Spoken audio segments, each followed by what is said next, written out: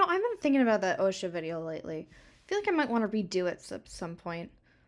I'm gonna check to see how many views it's got. What the f- Half-Life. You may know it, you may love it, but according to everyone I've met in the past 4 months, you have no idea what I'm talking about. So, for those aforementioned people, the original Half-Life is a first-person shooter game first released in 1998, taking place in the fictional Area 51-esque Black Mesa research facility.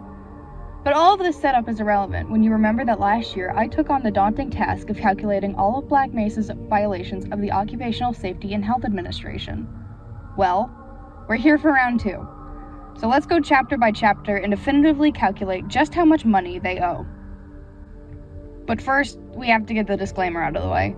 Yeah, I know, I'm not too happy about this either. However, I'll be using the fan remake Black Mesa rather than the original Half-Life.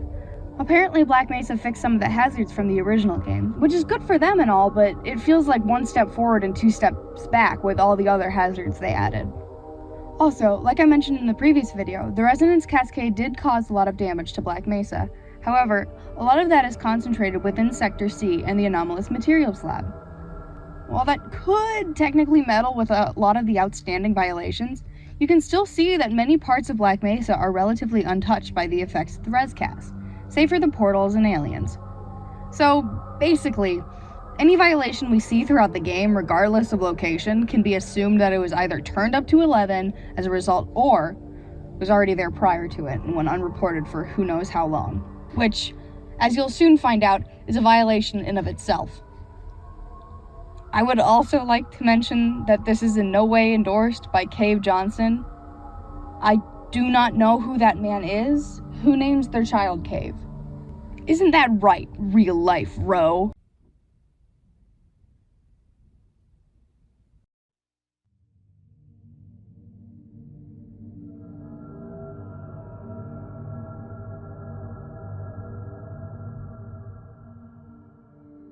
The hazard course you go through at the beginning of the game was a main critique of my previous video.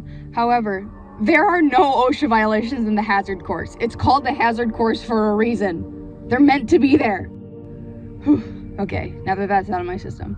While proper training for employees is required under 1926 Subpart C, a training course like the one we see here is exactly the kind of, training OSHA requires.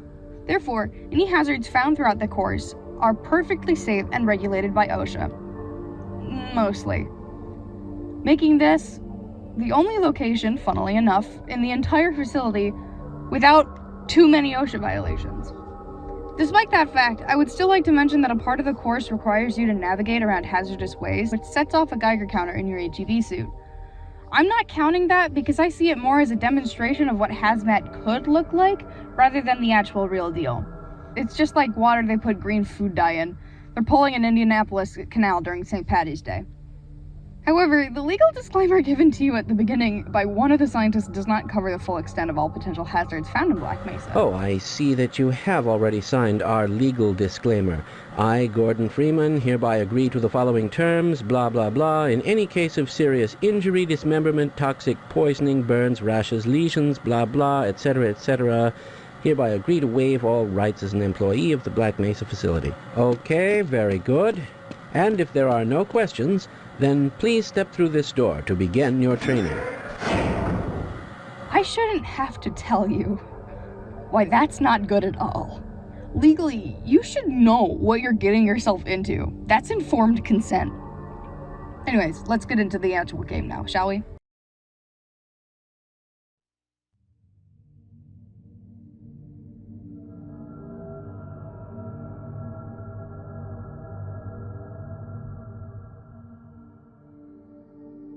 The tram ride into Black Mesa is notorious for causing me immense amounts of psychic damage. It's easy to see because before you can even get that far, there are already violations abound, such as the scientist standing dangerously close to the edge of the platform. If that man falls, there's a high chance of injury, considering how long that drop is. Next, the tram ride goes directly under an open construction site, with an overhead crane to boot, a violation of standard number 1926.800 B3. Speaking of underground construction, I have to wonder just how well ventilated Black Mesa is, because from my knowledge, I have barely ever seen any vents leading to the surface. Is every employee just slowly suffocating? Yikes! Later down the line, we pass by a room filled with lasers, as well as another scientist who, mind you, does not have proper protection. As a part of standard number 1926.54c, employees working with lasers or non-ionizing radiation greater than 0.005 watts shall be provided with anti-laser protection devices as defined by 1926 subpart E. Do you see goggles on that man? I don't think so. Here's where things start to get worse. Soon enough, you pass through a room flooded by radioactive toxic waste with, you guessed it, yet another scientist standing right next to it, without any protection that could possibly protect them from any harm caused by the radiation seeping right into their skin. And just the sheer irony of the Tram intercom system talking about hazmat safety, all the while endangering its own employees with hazardous materials.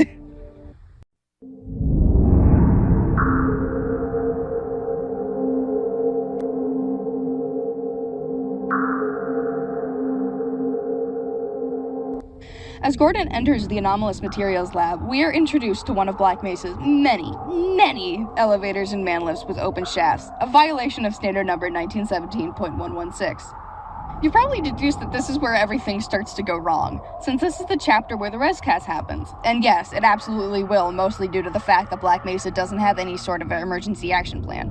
I was told in the comments of the last video that Black Mesa didn't have a plan because such an occurrence was extremely unlikely. However, unlikely still has a chance of happening, no matter how small that chance is. And we all know that it does happen. As a part of standard number 1926.35, Black Mesa should at least have people on standby in case it goes wrong. Another thing to mention is that most employees, especially Gordon working in the test chamber, don't understand the full extent of what could happen given the anti-mass spectrometer malfunctions. They don't know about the aliens, and they certainly don't know about Zen. How would you feel if someone gave you instructions to build a table but only gave you half the manual and then released a tiger that eats your face? Also, you can just walk into the anti-mass spectrometer. I don't know what that's made out of, but I don't think you should be doing that.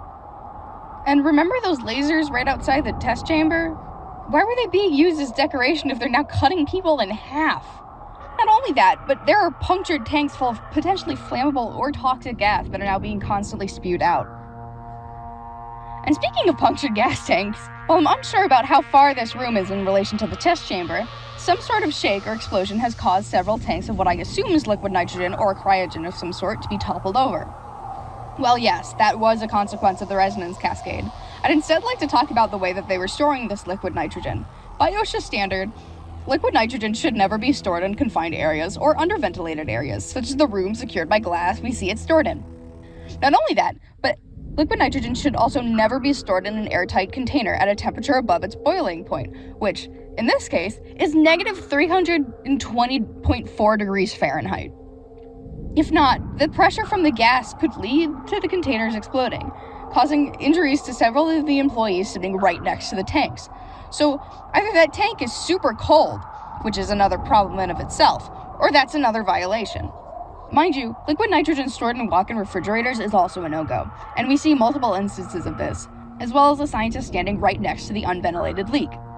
Liquid nitrogen can cause burns, frostbite, or even asphyxiation when inhaled, and there's no way in hell that that scientist isn't taking hits of it like a vape. I'm actually very shocked to just figuring out that this head crab elevator somehow manages to have guardrails. How does the elevator with all the ravenous beasts falling onto it manage to have the most fall protection? This is grand. Hey, wait, no. Hey, put those horns away. Look, they really only put guardrails on one side. They did not just lull me into a false sense of security, only to half-ass it like that. Half-assing things is apparently Black Mesa's specialty, as we'll soon see. Scaffolding is also a major issue in Black Mesa, as there are several instances of bridges or elevated platforms crumbling into little source-physics pieces all over the smallest of explosions. Considering that several barrels and an entire forklift are parked there, and that the weight limit for a small bridge like this is 20,000 pounds, as well as a forklift normally weighing 9,000 pounds, makes me worry about this bridge's weight limit. The only reason I could see a bridge crumbling like that over a small explosion, or without exceeding its weight limit, would be if it didn't have proper scaffolding, or if it was already stressed prior to the rescast. Now, I'm no bridge aficionado, but that seems like a violation of 1926 subpart L.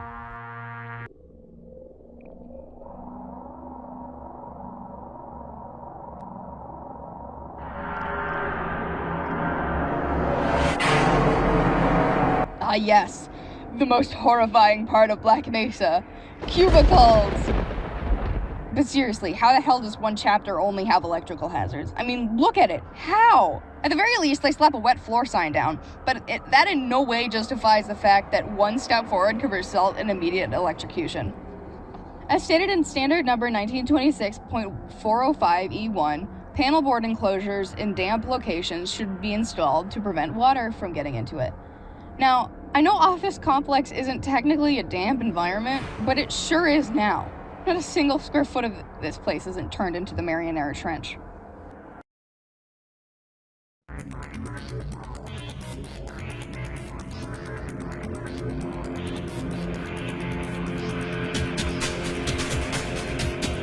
While I haven't talked about the work deaths yet, and trust me, we will get into them, We've Got Hostiles is definitely the part when they start becoming increasingly harder to count, because this is where the military comes in to silence every employee violently. With guns. They kill them. So, for the sake of my sanity, while deaths at the hands of soldiers are technically deaths in the workplace, they are not deaths caused by workplace-related incidents. Actually, you know what? Let's talk about Black Mesa's cleanup operation. As Commentator Linkskovsky puts it, Black Mesa worked very intimately with the government. They even designed the energy combat vest the Marines use. So much so that they want to silence the whole facility when the resonance cascade happens. So what they did is that this random guy offers them a crystal to use in their science project with catastrophic consequences, and then it goes wrong. And so they hire Marines to come and kill everyone. And when that doesn't work, they just nuke the whole place. We are going to ignore the Combine invasion and the 7-hour war, but still, something as devastating as the resonance cascade needs proper accountability, reporting of injuries, fatalities, not just walking in and shooting innocent people. Also, keep in mind that that is a direct violation of the Geneva Conventions, and Black Mesa goes so far as to trick their employees that the Marines are there to save them. What Black Mesa did isn't a cleanup, it's mass murder.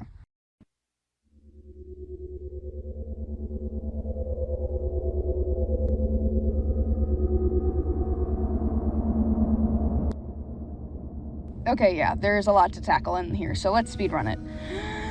There's roaches, leaky pipes, unsupervised explosives, employee negligence, guardrails again, beasts, no fall protection, guardrails 3, resurrection, open machinery, guardrails another 4 times, exposure to toxic materials. There's Goop City! Oh boy, welcome to Goop City, baby, population several bullet squids. I know the Goop catapult room before this was a product of the Rescast, but there is no way in hell a room as big as this can fill up with that much toxic waste since then. Some of it had to have been there hours, days, even weeks prior. If that's the case, then an evacuation of that area or even a cleanup is the least to be expected.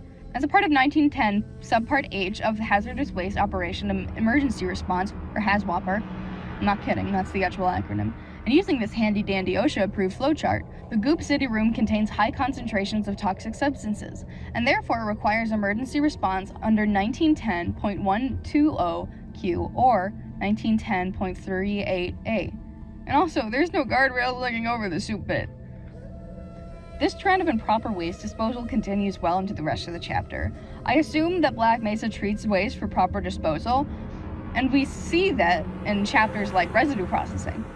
Which is fine and all, but here not so much. Just look at that color. If your wastewater looks like Herbert West reagent, it cannot be safe to stand next to. Because, as I put it a year ago, when you fly off, you take damage. That stuff hurts you.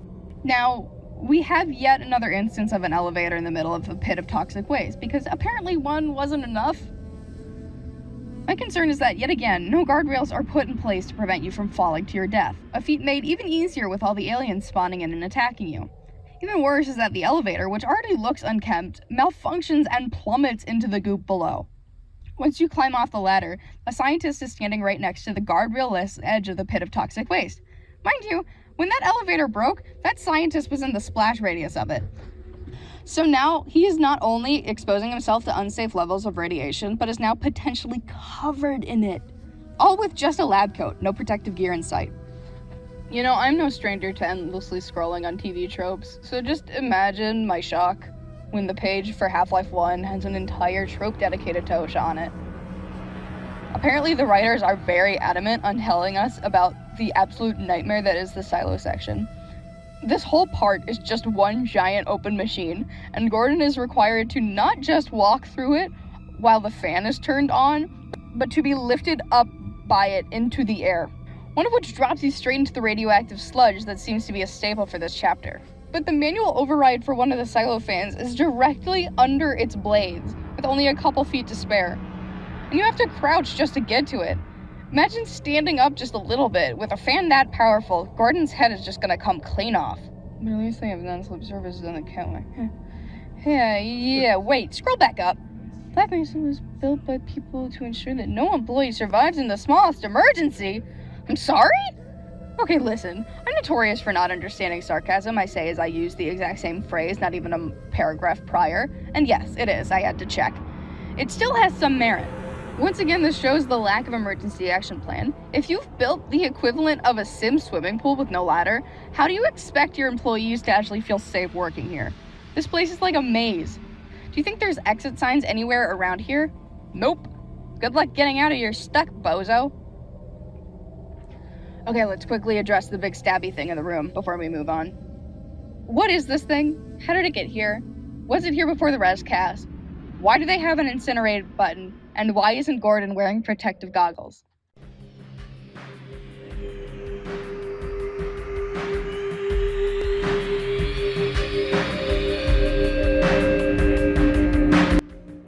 Remember how they had an incinerate button for the tentacle?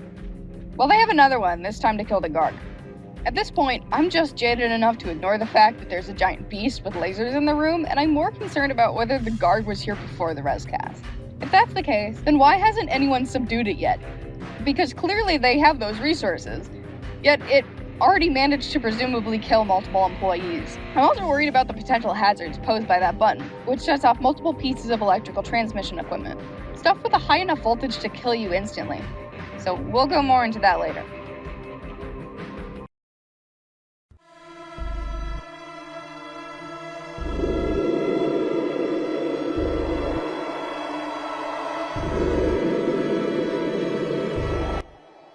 Alright, it's time for everyone's favorite chapter, On a Rail.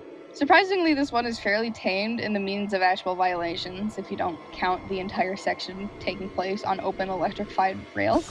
While the cart is pretty small, not a full-on freight train, there's still no sign to warn you from falling onto the tracks, and from the looks of it, there's no designated pedestrian crossing. Did you see it? They claim it was hauled from the Challenger Deep, but I'm positive that beast hasn't swam in terrestrial waters until a week ago. What do you mean a week ago? You mean to tell me, unnamed scientist number 452, that there has been a Xenian beast that feeds exclusively on a diet of Black Mesa employees for a week? Before the resonance cascade? Once again, I need to stress the importance of communication when there are hazards in the workplace.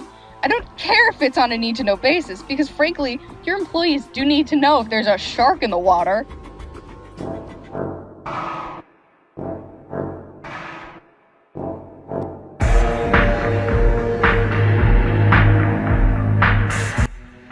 You know, for a chapter called Residue Processing, they sure as hell don't process jack. As we go deeper into Black Mesa, we definitely see the places the facility sacrificed for the sake of their petty rivalry with Aperture Science. A lot of the waste treatment sectors look severely underdeveloped, and a security guard even says that the security system in these older areas don't work as well. I'm sure Black Mesa picks their favorites. I have to say, a place that treats potentially hazard materials without having access to actually treat it properly sounds like a recipe for acid rain. Even the hydraulic mechanics and pipes look rusted over. Here, look, it's a pile of debris that jammed up one of the conveyor belts. The looks of it, it's been there for a while. And yet another instance of a ledge lacking guardrails. A ledge that drops you into a pit of blades and fire. I just worry that if they're not processing hazardous materials properly, what that might do to the ecosystem if they just dump it out. Because Tommy was right. Oh no, what are the sharks? OSHA was trying to warn us about. Hey!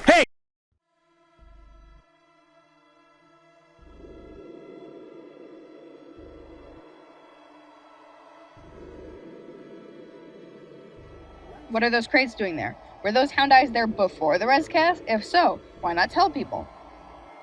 Even though questionable ethics is one of my favorite chapters, it really has me on the end of my rope with the stuff it gets away with. Because at this point, it's less about the violation and more about the gross lack of proper communication between sectors. Like I said earlier in my apprehension section, at this point, the need-to-know bases are pretty much a moot point, now that there are literal aliens in the facility. Remember how I said Black Mesa picks and chooses its favorites? This place is definitely where most of the funding goes. By the looks of it, their laser budget is through the roof. As regulated by standard number 1926.54G, the laser beam should never be pointed at employees. But you can't really do that when your laser completely obliterates everything in its wake, nor when it causes an explosion loud enough for a guard to hear several feet away. This chapter also includes everyone's favorite way to cut delicious pita bread, a malfunctioning autopsy machine. Now, such a machine doesn't really seem to exist in real life. It looks like a damn medieval torture device. But if it did, it certainly would not move like that over a small short circuit. For a machine like this with such sharp blades, as stated in 1910.212A32, should under no circumstances be constructed so that an employee has to have any part of their body in the danger zone. If you couldn't already tell, this entire room is the danger zone, if the unguarded machine billows out of the ceiling like a chandelier. The console even is in the direct line of fire, and the blades are able to kill and injure, like we see with the unfortunate scientist that got source physics jibbed by it. You can do this! I don't know what that is, but it sure is bad, considering how the sign in front of it says instantaneous beam may cause instant death.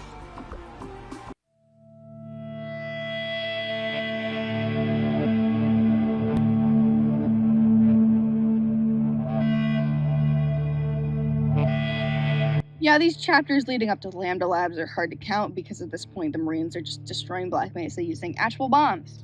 Which isn't an OSHA violation, it's just a war crime. Also, it takes place almost exclusively outside. You wouldn't audit New Mexico because their hoodoos don't have guardrails. Wow, it's almost like the outside doesn't have many OSHA violations because Black Mesa doesn't control the outside.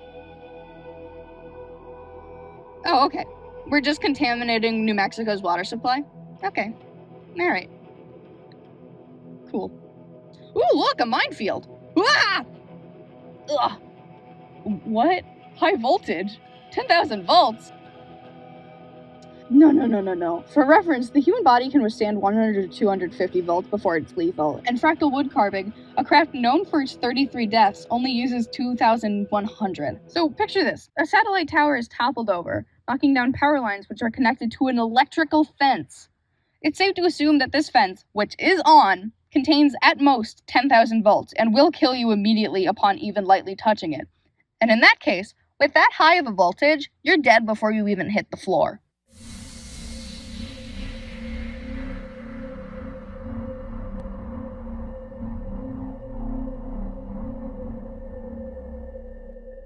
Phew, we finally made it to the Lambda Labs.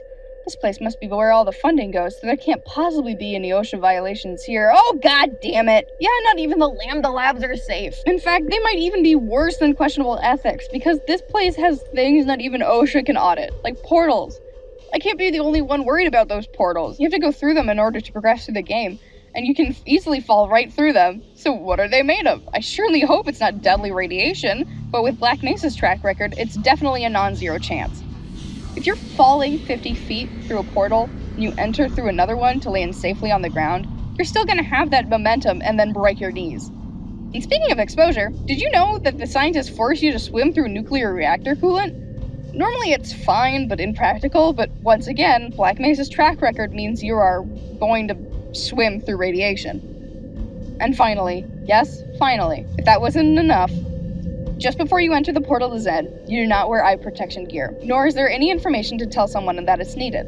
Meanwhile, the scientist guiding you does. Well, we finally made it.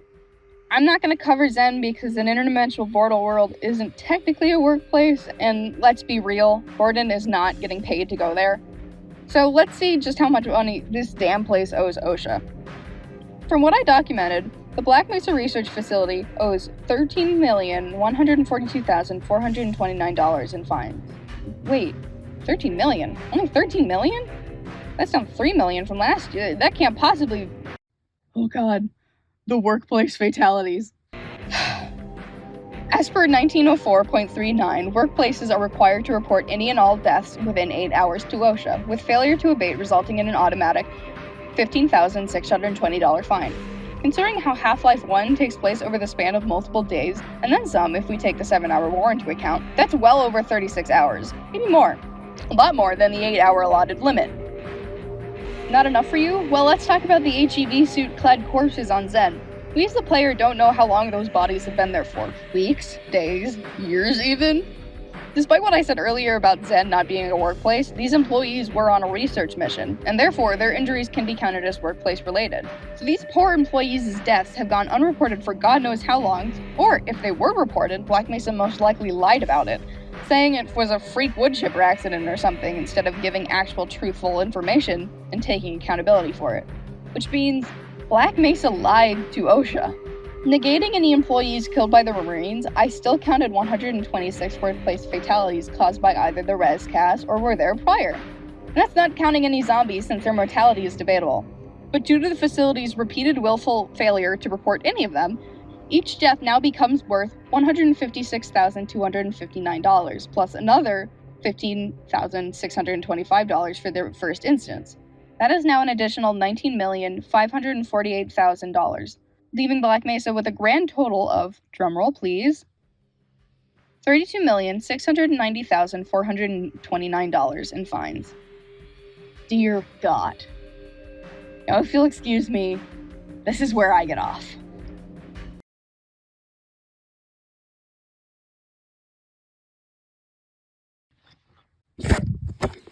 Also, there is a achievement in Half-Life 2 during Highway 17 called OSHA violation, but due to the fact that you do not work there and you kill the Combine soldiers with a shipping container, it is not an OSHA violation because you do not work there, they do not work there. So, Valve is wrong.